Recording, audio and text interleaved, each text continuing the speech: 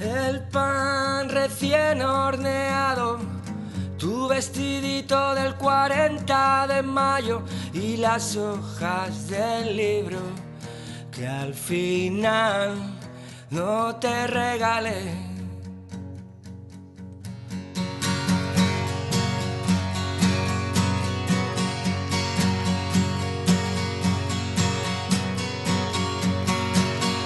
El pan recién horneado, tu vestidito del 40 de mayo y las hojas del libro que al final no te regalé. ¿Cómo actuar con normalidad si me muero por verte reír?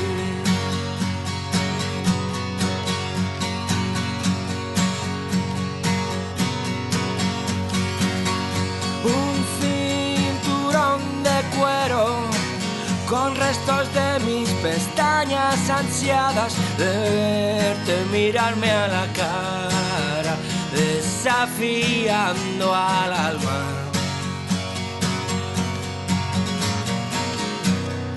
¿Cómo actuar con normalidad si me muero por verte reír?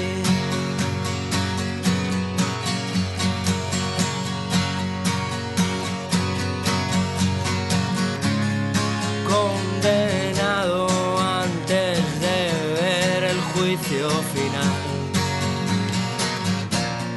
conectado a una bomba nuclear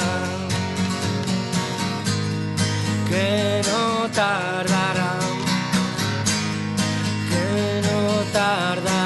en estallar.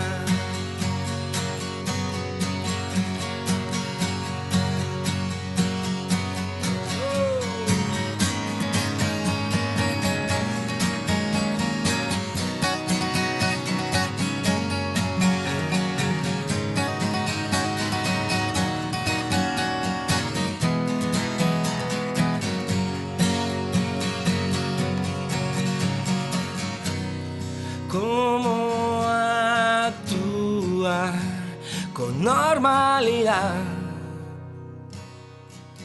si me muero por verte reír?